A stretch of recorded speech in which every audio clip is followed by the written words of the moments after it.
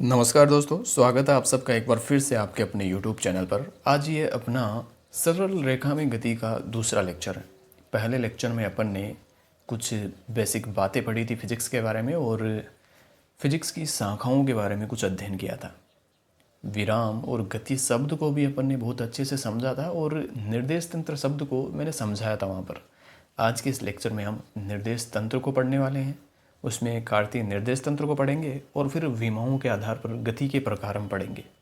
सबसे पहले हम शुरू करते हैं निर्देश तंत्र से। निर्देश तंत्र क्या होता है, लेकिन उससे पहले मैं आपको कुछ समझा देता हूँ जो पिछले लेक्चर में भी अपन ने समझा था। उसी उदाहरण से हम इसे समझने की कोशिश करते हैं। निर्देश तंत्र क्या होता है।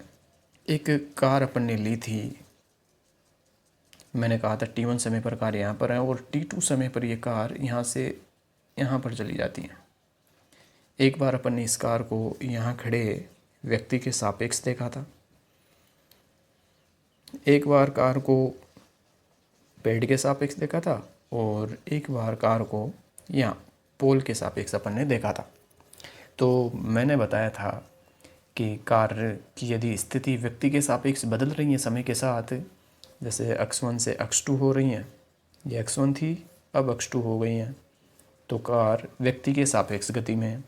यदि कार की स्थिति में पेड़ के सापेक्ष समय के साथ परिवर्तन हो रहा है तो कार पेड़ के सापेक्ष गति में कहलाती है।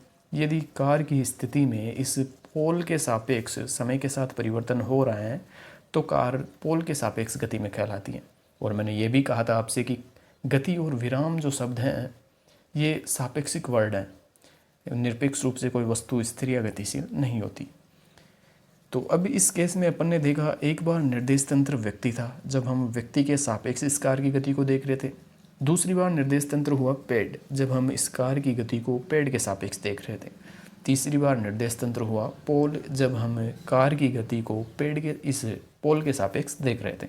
तो हर केस में निर्देश तंत्र बदल रहा है और किस आधार पर बदल रहा है, जिस वस्तु के सापेक्ष हम किसी वस्तु की स्थिति को या स्थिति में परिवर्तन को देखते हैं वही वस्तु निर्देश तंत्र कहला रही है। तो निर्देश तंत्र की परिभाषा अपन ने यही लिखी है, वह निकाय जिसके सापेक्ष कण की स्थिति तथा गति का अध्ययन किया जाता है निर्देश तंत्र कहलाता है। यहाँ पर अपन ने एक बार व्यक्ति के सापेक्ष करा कण की स्थिति और गति का अध्ययन है तो व्यक्ति निर्देश तंत्र हो गया, और दूसरी बार पेड़ और तीसरी बार पोल निर्देश तंत्र हो गया। अब हर बार हम निर्देश तंत्र अलग अलग वस्तुओं को नहीं लेंगे, तो एक सामान्य निर्देश तंत्र की कल्पना की गई जिसे कार्तीय निर्देश तंत्र बोला जाता है। और कार्तीय निर्देश तंत्र में क्या होता है, तीन अक्ष लिए गए, x अक्ष, y अक्ष और z अक्ष, और इन तीनों अक्षों के प्रतिच्छेदन बिंदु को मूल बिंदु कहा गया। ये तीनों अक्ष परस्पर लंबवत होते हैं एक दूसरे के, ये x अक्ष, y अक्ष और z अक्ष। यहाँ पर z अक्ष बोर्ड के तल के लंबवत बाहर की ओर है, जिसे मैंने कुछ इस तरीके से दिखा रखा है। और इसमें किसी वस्तु के निर्देशांक को x, y, z इस रूप में दर्शाया जाता है। तो कार्तीय निर्देश तंत्र है, इस निर्देश तंत्र में तीन परस्पर लंबवत अक्ष होते हैं जिन्हें x अक्ष, y अक्ष व z अक्ष कहा जाता है, और इन तीनों अक्षों के प्रतिच्छेदन बिंदु को मूल बिंदु कहा जाता है। तो अब से हम किसी भी वस्तु की स्थिति को दर्शाना हो, उसकी गति का अध्ययन करना हो, हम कार्तीय निर्देश तंत्र का उपयोग करेंगे। अब कार्तीय निर्देश तंत्र में हम कैसे किसी वस्तु की स्थिति को देखेंगे, स्थिति में परिवर्तन को ऑब्जर्व करेंगे, इसी को हम एक बार देख लेते हैं।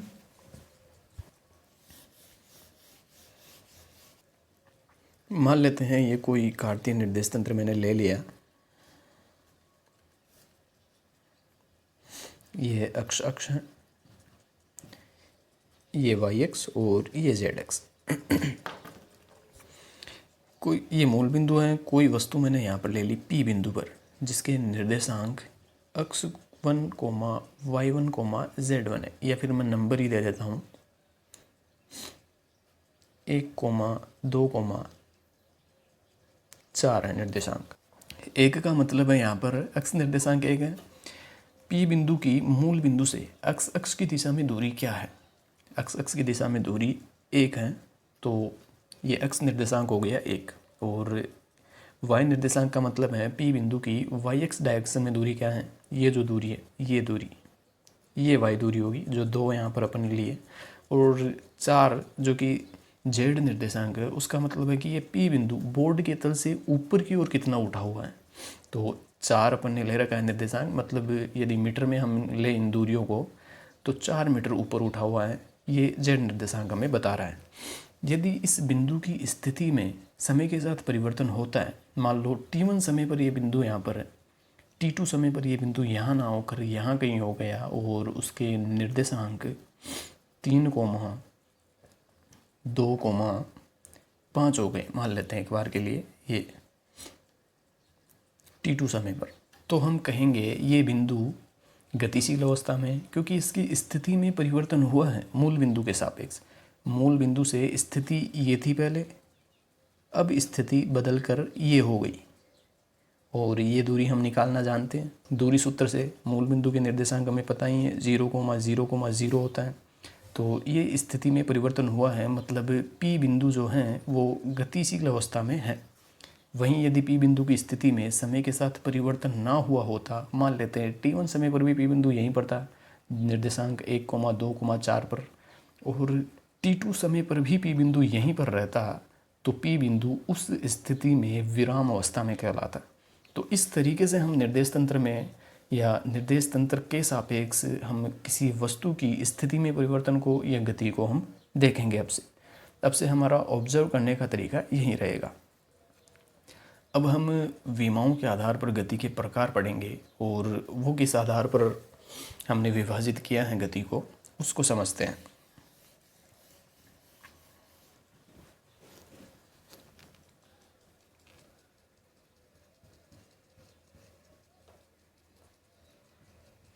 गति के प्रकार हम पढ़ रहे हैं अब, और सबसे पहले हम पढ़ रहे हैं विमाओं के आधार पर।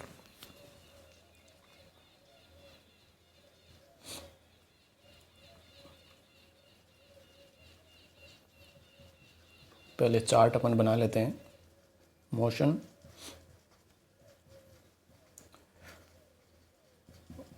On the basis of dimension,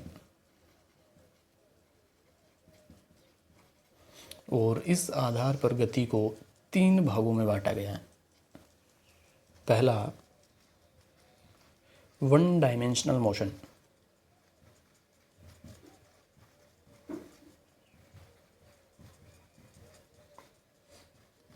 दूसरा है 2 डायमेंशनल मोशन।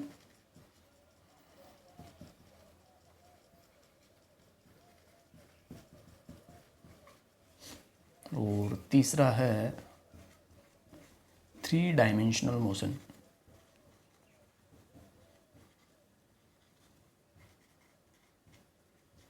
अभी हम समझेंगे इनका मतलब क्या होता है, इनकी डेफिनेशन क्या है। आप साथ के साथ नोट्स बनाते चले। सबसे पहले हम शुरू करते हैं वन डायमेंशनल मोशन क्या है। तो पहला है अपना एक विमीय गति, जिसे शॉर्ट में 1D मोशन भी बोलते हैं। अब समझते हैं एक विमीय गति होती क्या है आखिर। मैंने पहले भी कहा था, निर्देश तंत्र के आधार पर ही ये गति के प्रकार बताए गए हैं। निर्देश तंत्र, ये जो कार्तीय निर्देश तंत्र अभी अपन ने बनाया था, ये अक्ष होता है, मूल बिंदु y-x और z-x। मैंने एक बिंदु P लिया था जिसके निर्देशांक मैंने आपको बताए थे x, y, z। 3 निर्देशांक मैंने बताए थे, और तीनों निर्देशांक क्या बताते हैं ये भी मैंने आपको बताया था। अक्ष निर्देशांक हमें बताता है कि P बिंदु मूल बिंदु से इस अक्ष की डायरेक्शन में कितनी दूरी पर मौजूद है, और y हमें y-x की डायरेक्शन में दूरी को बताता है P बिंदु की, और z इसी प्रकार z-x की दिशा में हमें दूरी को बताता है। तो एक विमीय गति का मतलब है इस P बिंदु के, ये P बिंदु को हम कब कह सकते हैं कि ये एक विमीय गति कर रहा है P बिंदु। तो P बिंदु एक विमीय गति कर रहा है, ये हम तभी कह सकते हैं जब इन तीनों निर्देशांकों में से केवल और केवल एक निर्देशांक समय के साथ परिवर्तित हो और बाकी 2 निर्देशांक समय के साथ परिवर्तित ना हो, तब हम कह सकते हैं कि P बिंदु एक विमीय रूप से गतिमान है। कैसे समझते हैं इसे। मान लेते हैं P बिंदु यहाँ पर है और पी बिंदु के निर्देशांक हैं 1, 2, 3 निर्देशांक है। यदि पी बिंदु का केवल x निर्देशांक समय के साथ बदले, y और z निर्देशांक समय के साथ ना बदले, तो पी बिंदु एक विमीय रूप से गतिमान कहलाएगा। मान लेते हैं t1 समय पर पी बिंदु यहाँ पर था, t2 समय पर पी बिंदु यहाँ पर चला गया और इस स्थिति में इसके निर्देशांक हो गए 2, 2, 3। आप देख सकते हैं x निर्देशांक बदल गया, 1 से 2 हो गया, लेकिन y और z निर्देशांक में कोई परिवर्तन नहीं हुआ। y निर्देशांक पहले भी 2 था, अब भी 2 है, और z निर्देशांक पहले 3 था, अब भी 3 है। ये t1 समय पर है, ये t2 समय पर है। समय बदला, t2 से t3 हो गया, और t3 समय पर निर्देशांक इसके हो गए 5, 2, 3 हो गए। यहाँ पर भी हम देख सकते हैं x निर्देशांक बदला है समय के साथ, 2 था 5 हो गया, जबकि y और z निर्देशांक में कोई परिवर्तन नहीं हुआ। 2 था 2 ही है y निर्देशांक, और z निर्देशांक भी 3 ही रहा। तो यदि कोई वस्तु ऐसी या इस तरह से गति करती है कि उसका केवल एक निर्देशांक समय के साथ परिवर्तित हो, तो वो वस्तु एक विमीय रूप से गतिमान कहलाती है। यहाँ पर मैंने x निर्देशांक को परिवर्तन किया है। ज़रूरी नहीं x निर्देशांक में ही परिवर्तन हो, x निर्देशांक कांस्टेंट रह सकता है, हो सकता है x निर्देशांक परिवर्तित ना होकर केवल y निर्देशांक परिवर्तित होता है। लेकिन इतनी बात तय है, एक विमीय गति में निर्देशांक में परिवर्तन केवल एक में ही होगा, या तो वो x में हो सकता है, या y में हो सकता है, या z में हो सकता है। होगा एक ही निर्देशांक में परिवर्तन, बाकी के जो 2 निर्देशांक है वो समय के साथ नियत रहेंगे। इसी तरह से द्विविमीय गति में 2 निर्देशांक समय के साथ परिवर्तित होंगे। वो 2 निर्देशांक या तो x और y हो सकते हैं, या फिर y और z हो सकते हैं, या फिर z और x हो सकते हैं। कोई से भी 2 निर्देशांक परिवर्तित होंगे समय के साथ, तीसरा निर्देशांक कांस्टेंट रहेगा। यदि x और y समय के साथ परिवर्तित हो रहे हैं तो z निर्देशांक समय के साथ कांस्टेंट रहेगा। यदि y और z निर्देशांक परिवर्तित हो रहे हैं तो x को कांस्टेंट होना होगा, तभी वो वस्तु द्विविमीय रूप से गतिमान कहलाएगी। और z और x यदि परिवर्तित हो रहे हैं तो बचा हुआ तीसरा निर्देशांक y निर्देशांक नियत होगा। तो अब हम एक विमीय गति की परिभाषा लिख लेते हैं।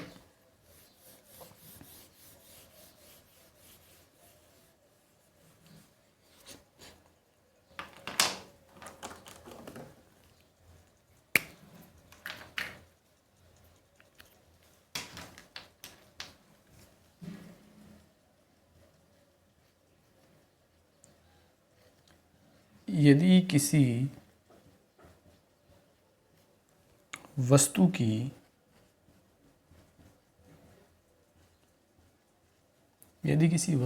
स्थिति का केवल एक निर्देशांक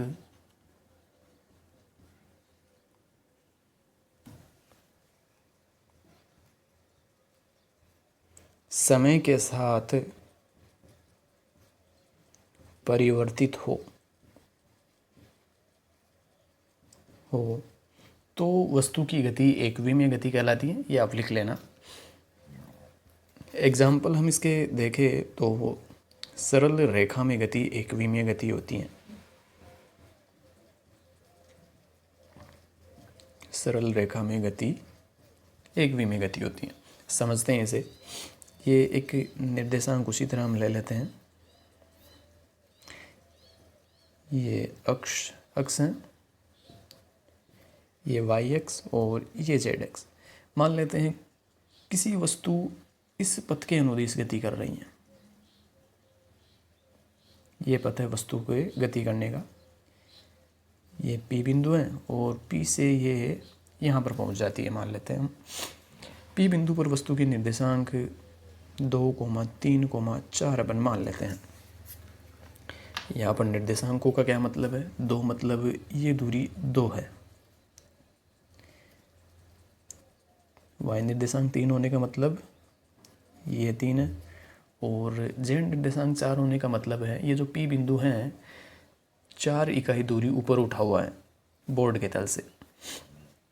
यदि इस P बिंदु का निर्देशांक समय के साथ परिवर्तित कुछ इस तरह से हो रहा है, सरल रेखा में y में ऊपर नीचे जा नहीं रहा और zx भी परिवर्तित नहीं होगा, जितना उठा हुआ है उतना ही है, वहाँ से नीचे नहीं जा रहा, ऊपर नहीं जा रहा। केवल अक्ष निर्देशांक परिवर्तित होगा। 2 था, यहाँ अक्ष निर्देशांक बदल कर 2 से 3 हो गया। यहाँ जब जाएगा P बिंदु तो निर्देशांक बदल कर 3 से 4 हो गया। यहाँ जब जाएगा 5 हो गया। हम देख सकते हैं लगातार P बिंदु का जो अक्ष निर्देशांक है वो बदल रहा है, जबकि y निर्देशांक 3 ही है। इस बिंदु के लिए 3 है, इस बिंदु के लिए भी 3 ही है, इस बिंदु के लिए भी 3 ही है और इस बिंदु के लिए भी 3 है। y निर्देशांक में कोई परिवर्तन नहीं हो रहा, z निर्देशांक में भी कोई परिवर्तन नहीं हो रहा। तो जो सरल रेखा में गति है वो एक विमीय गति होती है। और हम जानते हैं प्रकाश किरण जो है वो सरल रेखा में गति करती हैं। तो प्रकाश किरण की गति भी इसका एग्जाम्पल हो जाएगा।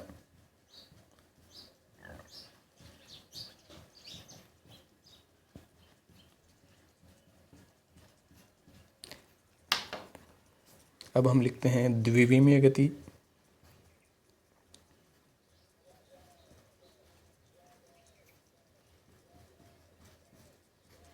शॉर्ट में हम इसको बोलेंगे 2D मोशन, 2 डायमेंशनल मोशन। और इसकी डेफिनेशन यहीं से हम लिख सकते हैं। यहाँ पर एक निर्देशांक परिवर्तित हो रहा था, यहाँ 2 निर्देशांक परिवर्तित होंगे। तो हम लिख सकते हैं यदि किसी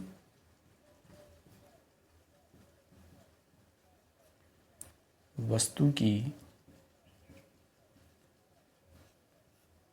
स्थिति के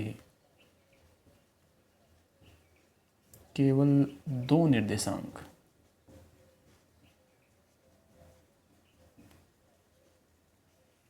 और कोष्टक में आप लिख सकते हैं x, y या y, z या z, x, कोई से भी 2 परिवर्तित हो सकते हैं। यदि किसी वस्तु के केवल 2 निर्देशांक समय के साथ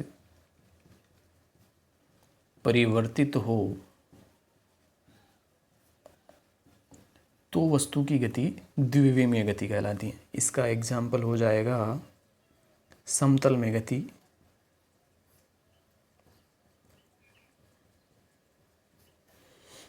वृत्ताकार गति,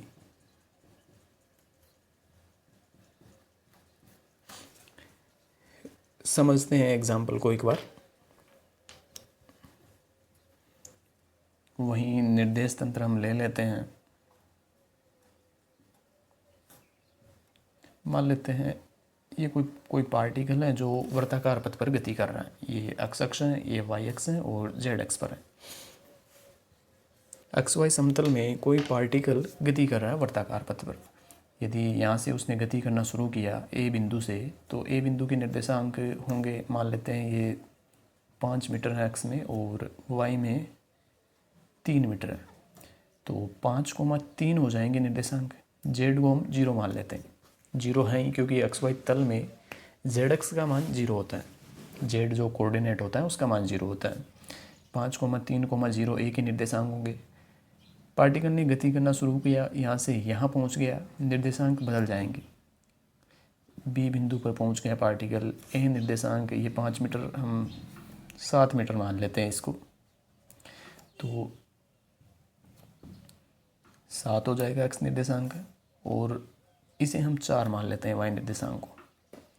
वाई निर्देशांक हो जाएगा 4 और जेड निर्देशांक 0 ही रहेगा क्योंकि उसी तल में मौजूद है। तो समय के साथ 2 निर्देशांक यहाँ पर बदले हैं। एक तो अक्ष निर्देशांक बदला, 5 से 7 हो गया। दूसरा वाई निर्देशांक यहाँ पर बदला है, 3 से 4 हो गया। जेड निर्देशांक कांस्टेंट ही रहा, 0 था, 0 यहाँ। और ऐसे लगातार जब पार्टिकल इस पर पथ पर गति करेगा तो 2 निर्देशांक अक्ष और वाई बदलते जाएंगे। और हम जानते हैं यदि समय के साथ केवल 2 निर्देशांक परिवर्तित हो तो कण की गति द्विविमीय गति कहलाती है। तो इस तरह से हम द्विविमीय गति को समझ सकते हैं। अब तीसरा और अंतिम त्रिविमीय गति, जिसमें तीनों निर्देशांक समय के साथ परिवर्तित होंगे।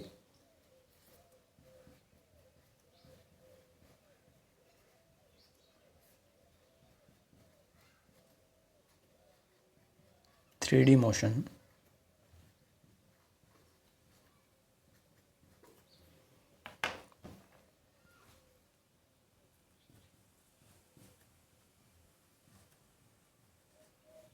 यदि किसी वस्तु की स्थिति के तीनों निर्देशांक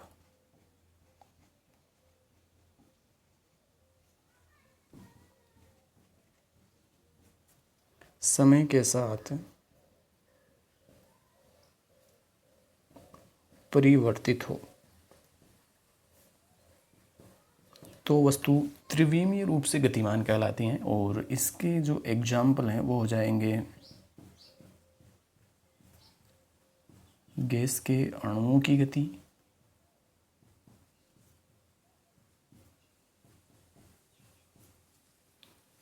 गैस के अणुओं की गति इसका एग्जाम्पल हो जाएगा। गैस के अणु हम जानते हैं यादृच्छिक गति करते हैं, वो तीनों उसके निर्देशांक परिवर्तित होते हैं। उसी तरह से हम समझ सकते हैं, तीनों एक निर्देश तंत्र बना लेते हैं। हम यहाँ पर मान लेते हैं गैस का पार्टिकल यहाँ पर था, इसके निर्देशांक 1,4,5 थे। कुछ समय बाद t2 समय बाद ये यहाँ पर पहुँच गए, निर्देशांक हो गया 2,3,8। तो तीनों निर्देशांक समय के साथ परिवर्तित होने पर जो कण है वो त्रिविमीय रूप से गतिमान कहलाता है।